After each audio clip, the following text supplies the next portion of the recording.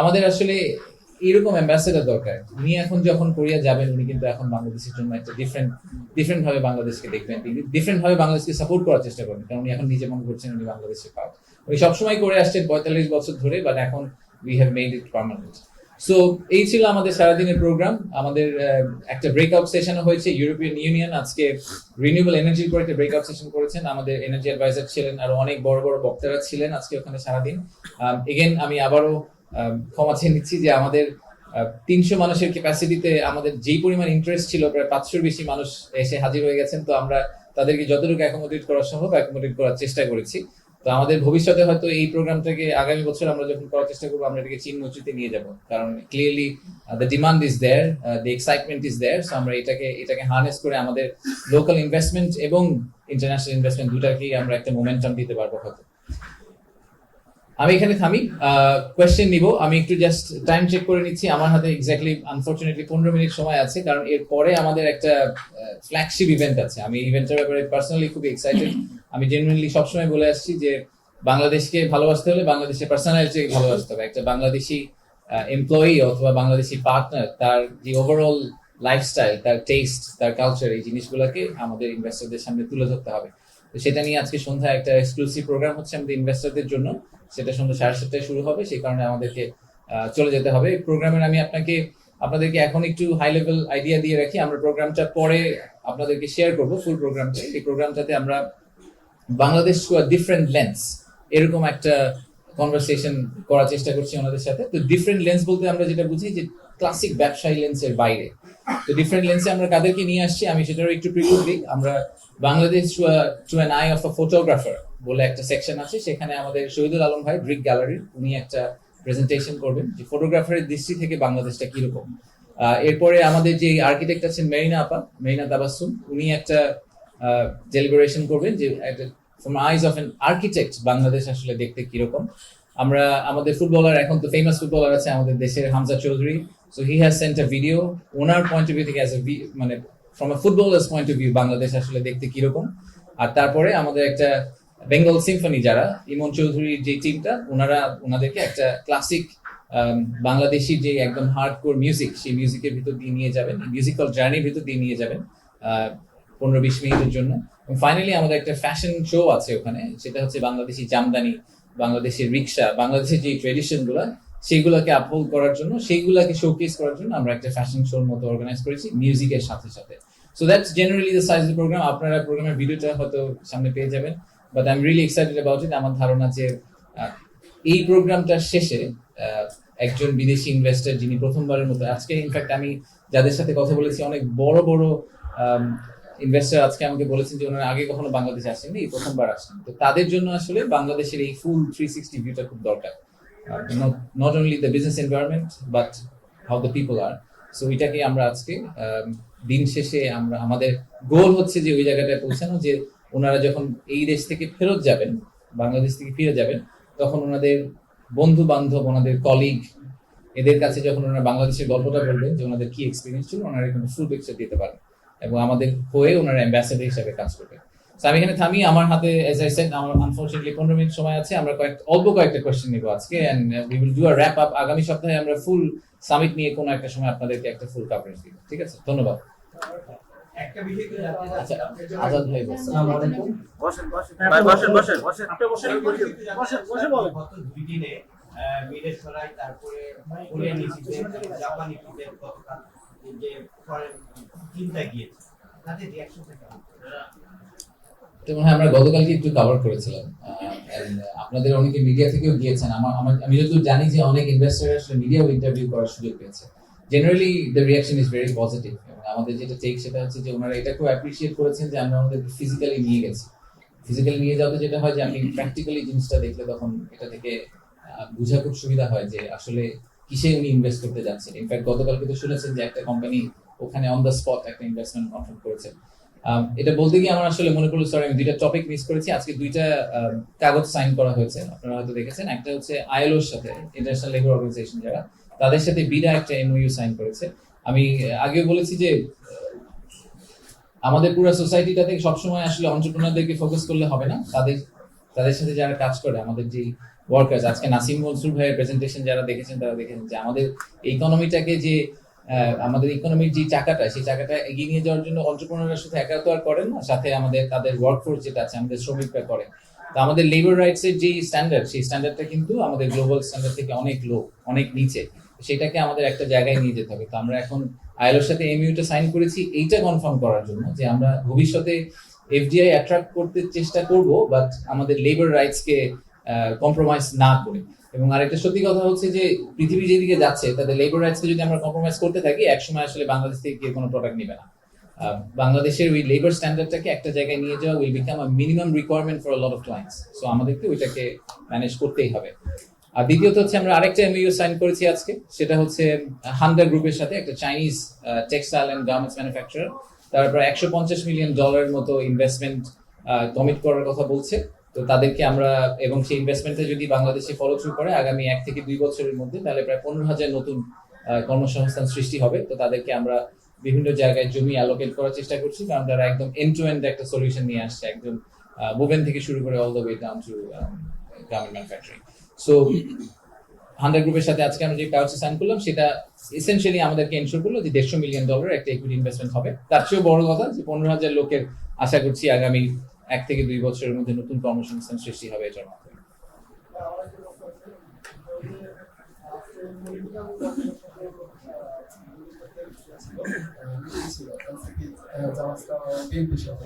এবং তাদের বিভিন্ন স্টকদের একটা বড় কনসার্ন হলো যে পলিসি কন্ট্রিবিউশন থাকে কিনা, এবং আমার ধারণা আপনাদের কাছেও তাদের এই কনসার্নটা আছে। তো আপনারা তাদের কাছে কি জবাবদিহিতাটা কিভাবে করেছেন যে পলিসি কন্ট্রিবিউশনটা বিএনপির ক্ষেত্রে কিভাবে নিশ্চিত করবেন? ধন্যবাদ। সো আজকে 3টা পলিটিক্যাল পার্টিও আপনারা জানেন যে তাদের মিটিং রুমে তারা ছিলেন, ইনফ্যাক্ট কালকেও সম্ভবত থাকবেন। ওনাদের সাথে অনেক ইনভেস্টর মিটিং করতে চেয়েছেন। সো প্রথমত এনসিপি, জামাত এবং বিএনপি সবাইকে অনেক ধন্যবাদ। ওনারা যে কষ্ট করে একটা টিম পাঠিয়েছেন, সবাই টিম পাঠিয়েছেন। ইনফ্যাক্ট অনেকে ক্রিয়েটিভলি তাদের নিজেদের ব্রোশার করেছেন, তাদের ভিউ কি ইনভেস্টমেন্ট ক্লাইমেটের ব্যাপারে ওরকম পেপারস করেছেন, গিফট রেডি করেছেন ইনভেস্টরের জন্য। সব ব্যাপারে সবগুলো ক্ষেত্রে আমি বলবো যে ওনারা আসলে খুবই ফোর্থকামিং ছিলেন আমাদের সাথে। আমরা একসাথে কাজ করেছি পুরো জিনিসটা নিয়ে। পলিসি কন্টিনিউটি হবে কিনা, এটার রাইট আনসার বা এক্সাম্পল হচ্ছে আজকে আমরা তো ইনভেস্টমেন্ট কনফারেন্স করছি, কিন্তু ওনাদেরকে বাদ দিয়ে করছি না। আমি জানি না আপনারা আগে কোনো ইনভেস্টমেন্ট কনফারেন্সে এরকম অ্যাটেন্ড করেছেন কিনা, যেখানে পলিটিক্যাল পার্টিগুলোকে আলাদা আলাদা মিটিং করার সুযোগ দেওয়া হয়েছে। প্রত্যেককে ইন্ডিপেন্ডেন্টলি তাদের ভিউগুলোকে শেয়ার করতে পেরেছে ইনভেস্টরদের কাছ থেকে। আমি শিওর ইনভেস্টররা তাদেরকে একই প্রশ্নটাই করেছেন যে আপনারা যদি ক্ষমতায় আসেন, তাহলে সরকার যে রিফর্মগুলো করার কথা বলছে এখন, সেই রিফর্মগুলো আপনারা কন্টিনিউ করবেন কিনা। তো আপনারা ইনভেস্টরদেরকে জিজ্ঞেস করে দেখতে পারেন ওনারা এটাতে হ্যাঁ বলেছে না বলেছে। বাট আমার জেনারেল ধারণা, এবং আমরা এটা আগেও বলেছি, যে ইনভেস্টমেন্ট এবং এমপ্লয়মেন্ট জেনারেশন, জব ক্রিয়েশন, এটা আসলে সবার কমন ম্যান্ডেট। এখানে কোনো পলিটিক্যাল ফ্র্যাকশন থাকার কোনো কারণ নেই। হতে পারে যে কনস্টিটিউশনের ক্ষেত্রে ডিফারেন্ট মতামত থাকতে পারে, কনস্টিটিউশনাল অ্যামেন্ডমেন্ট, কনস্টিটিউশনাল কমিশন, এইসব ব্যাপারে যে রেকমেন্ডেশন আছে সেখানে ডিফারেন্ট মতামত থাকতে পারে। বাট ইনভেস্টমেন্ট ক্লাইমেট ইমপ্রুভ করার ব্যাপারে আসলে ডিফারেন্ট মতামত থাকার কোনো কারণ নেই। বাংলাদেশে ইনভেস্টমেন্ট দরকার, সেটা লোকাল থেকে হোক, ফরেন থেকে হোক, এবং বাংলাদেশে এমপ্লয়মেন্ট জেনারেশন দরকার। জব ক্রিয়েশন আমাদের জন্য is the biggest opportunity and challenge. So এটা সবাই খুব ক্লিয়ারলি বুঝেন। তো আমার ধারণা যে আমি আশা করছি আপনারা ইনভেস্টরদেরকে জিজ্ঞেস করে দেখতে পারেন, ওনারা তো ঘোরাঘুরি করছেন, ওনাদেরকে জিজ্ঞেস করে দেখেন যে পলিটিক্যাল পার্টিগুলো কি বলেছে। ওনারা আপনারা আমাদেরকে একটু জানিয়ে, ওনারা যদি বলে যে ওনাদেরকে কন্টিনিউ করবে না, তাহলে ওইগুলো আমরা করা বন্ধ করে দিই।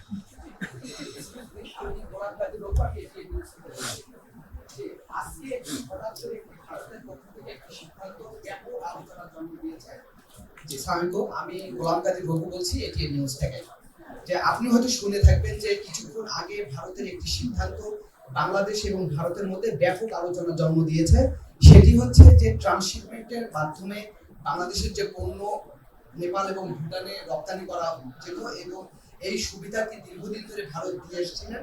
হঠাৎ করে তারা সেই সিদ্ধান্ত থেকে সরে এসেছে, অর্থাৎ ট্রান্সশিপমেন্ট সুবিধাটি তারা বাতিল করেছে।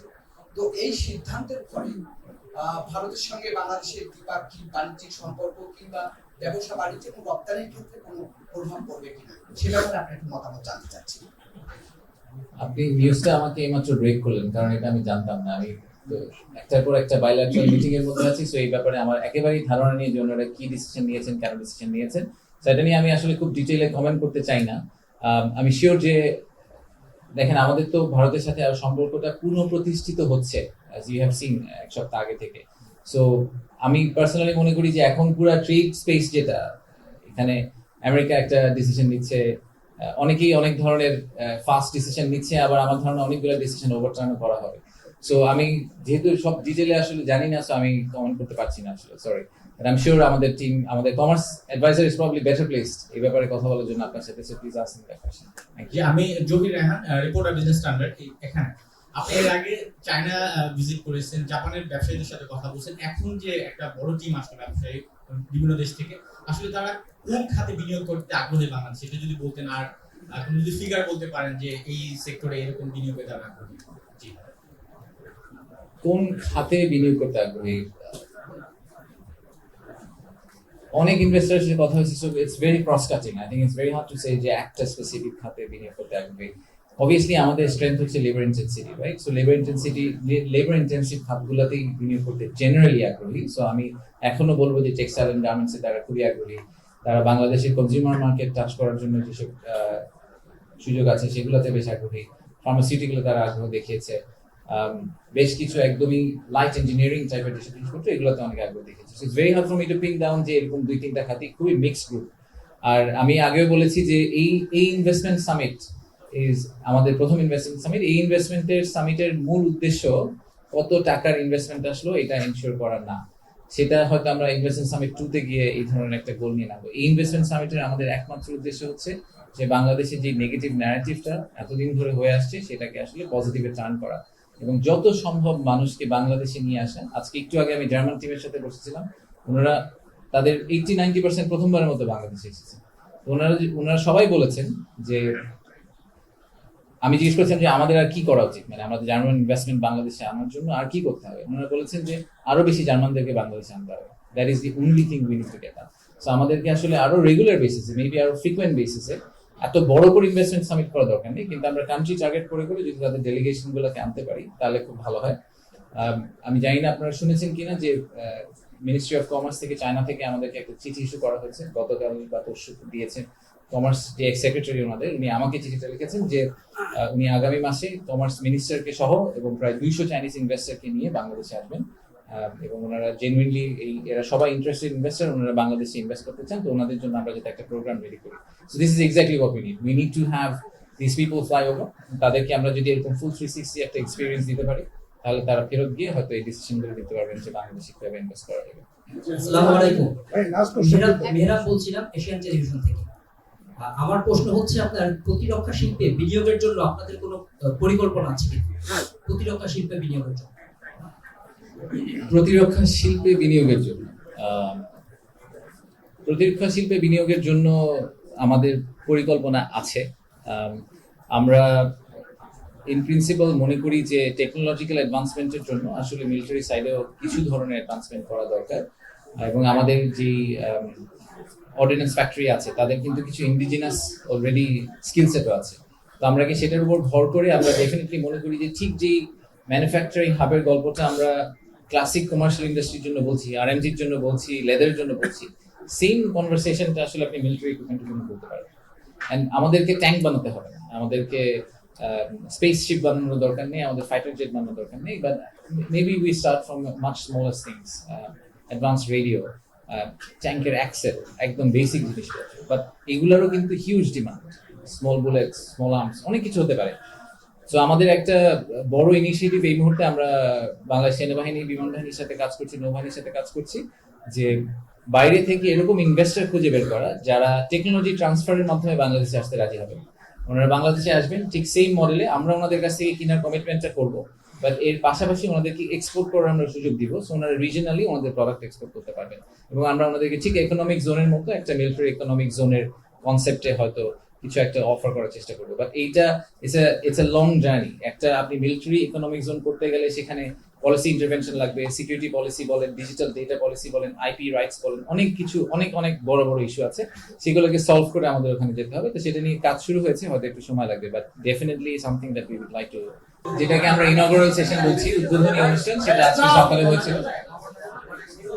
সেই অনুষ্ঠানটাতে প্রধান উপদেষ্টা প্রধান অতিথি হিসেবে ছিলেন, আপনারা এটাও দেখেছেন। তো আমি প্রথমেই ক্ষমা চেয়ে নিচ্ছি আবারও, মানে ফরচুনেটলি আমাদের যেটা সমস্যা হয়েছে সেটা হচ্ছে যে আমাদের যে ইউজুয়াল প্রোগ্রামের টার্ন আউট রেট থাকে 85% 90% বেস্ট কেসে, কিন্তু আজকে আসলে যেটা হয়েছে সেটা হচ্ছে এত বেশি মানুষ ছিল, সবাই চলে এসেছে, তো আমরা সবাইকে এক পর্যায়ে গিয়ে অ্যাকোমোডেট করতে পারিনি।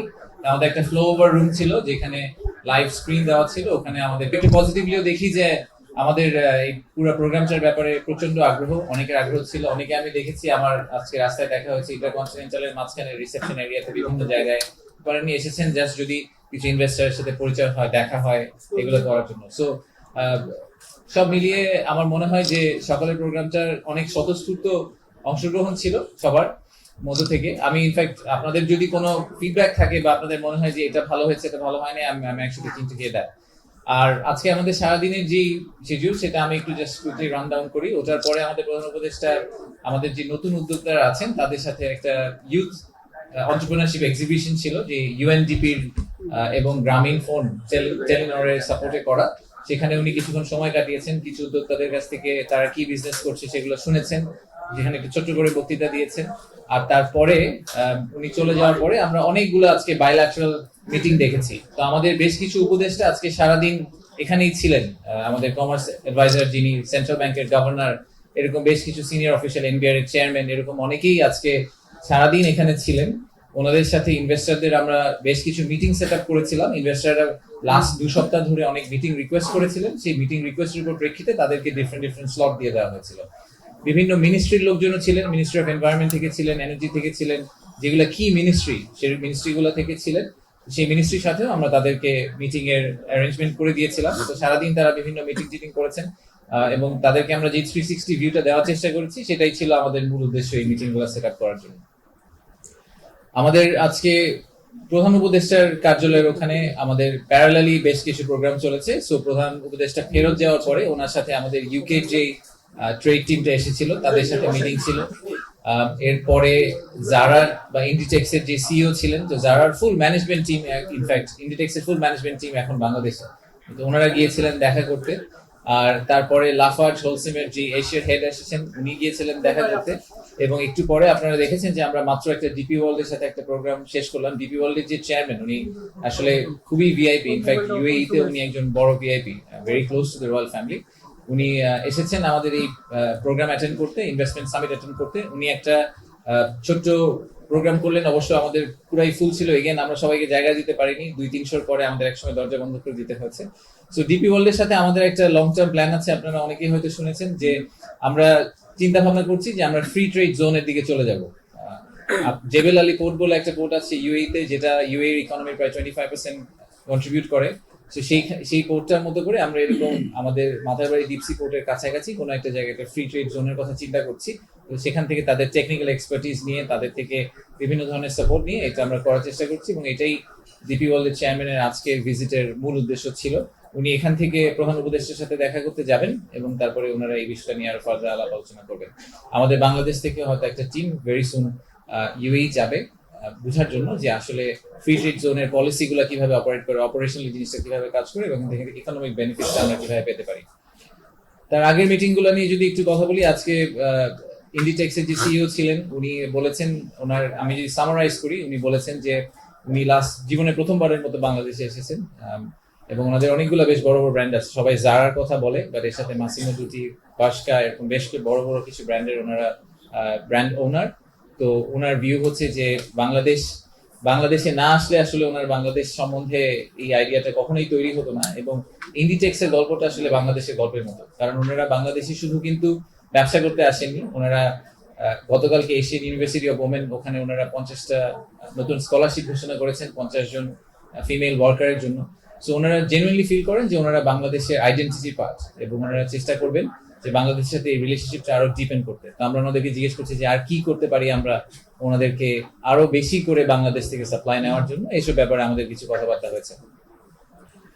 ইউকে এর যে ট্রেড টিমটা ছিল ওনারাও ডিফারেন্ট টপিক নিয়ে কথা বলেছেন। আপনারা দেখেছেন যে ওনাদের যে ব্যারনেস রোজি উইন্টারটন উনি আজকে আমাদের উদ্বোধনী অনুষ্ঠানে বক্তৃতা রেখেছিলেন। তো সেই বক্তৃতার পরিপ্রেক্ষিতে আমরা দেখতে পেলাম যে ওনাদের একটা whole hearted support for interim government, এবং বাংলাদেশে যে 2035 এর কথা আমরা আজকে যে ন্যারেটিভটা সেট করার চেষ্টা করছি যে আমাদের ভিশনটা কি, সেই ভিশনটাকে সাপোর্ট করার জন্য ওনাদের ফুল সাপোর্ট, ওনারা ওনাদের পক্ষ থেকে ফুল সাপোর্টটা আমাদেরকে দিবেন, সেটা ট্রান্সপোর্টেশন ইন্ডাস্ট্রি হোক, এডুকেশন হোক, হেলথ কেয়ার হোক। আজকে চিফ অ্যাডভাইজারের সাথে যখন কথা হয়েছে তখন মেইনলি আমরা আসলে এডুকেশন এবং হেলথ কেয়ার নিয়ে অনেক কথা বলেছি। তো আমরা চেষ্টা করছি ওই জায়গাটা ইউকের সাথে কোনো ধরনের কোলাবোরেশনে যাওয়া যায় কিনা। এর সাথে যেটা বললাম যে লাফার্জ হোলসেমের আমাদের একটা বড় ইনভেস্টমেন্ট আসার সম্ভাবনা আছে, সেটা নিয়ে আমরা ওনাদের সাথে কাজ করছি। ওনাদের বেশ কিছু সমস্যা ওনারা ফেস করেছেন বিদেশি ইনভেস্টর হিসেবে। আমি প্রতি প্রেস কনফারেন্সে আপনাদেরকে নতুন একটা গল্প বলি যে বিদেশি ইনভেস্টরদেরকে কিভাবে আমরা ঠিকভাবে ট্রিট করতে পারিনি। এই ক্ষেত্রেও আসলে আমাদের এরকম একটা সিচুয়েশন তৈরি হওয়ার সম্ভাবনা ছিল, আমরা চেষ্টা করছি সিচুয়েশনটাকে অ্যাভয়েড করার জন্য। আর সকালের প্রোগ্রামের ব্যাপারে আপনারা দেখেছেন যে আমরা পাঁচটি সংস্থা বা ইন্ডিভিজুয়ালকে আজকে অনার করেছি। তার মধ্যে 4টি সংস্থা যারা প্রাইজ জিতেছেন, অ্যাওয়ার্ড পেয়েছেন বিনিয়োগ উন্নয়ন কর্তৃপক্ষ থেকে। এটা আমরা প্রথমবারের মতো করলাম। আমরা এক্সেলেন্স ইন ইনভেস্টমেন্ট অ্যাওয়ার্ড যেটা দেওয়া শুরু করলাম, আমরা চেষ্টা করবো এটা প্রতি বছর কন্টিনিউ করার জন্য। তা আমাদের যে ফ্যাব্রিক লাগবে, যারা ইনোভেশনে পেয়েছেন, লোকাল ইনভেস্টর হিসেবে পেয়েছেন স্কয়ার ফার্মাসিউটিক্যাল, ইএসজির জন্য পেয়েছেন ওয়ালসন, এবং বিদেশি ইনভেস্টর ফরেন ইনভেস্টর ক্যাটাগরিতে পেয়েছেন বিকাশ। এটা নিয়ে অনেকের একটু কনফিউশন থাকে যে বিকাশ তো আসলে বাংলাদেশি কোম্পানি, তাহলে ফরেন ইনভেস্টর ক্যাটাগরিতে কেন পেলেন? তাদেরকে আমাদের ফরেন ইনভেস্টর ক্যাটাগরির যে ক্রাইটেরিয়াটা ছিল সেটা হচ্ছে যে মেজরিটি শেয়ার হোল্ডিং যদি বিদেশি হয়, 50%-এর বেশি শেয়ার হোল্ডিং যদি বিদেশি হয়, তাদেরকে আমরা একটা ফরেন ইনভেস্টর কোম্পানি বলছি।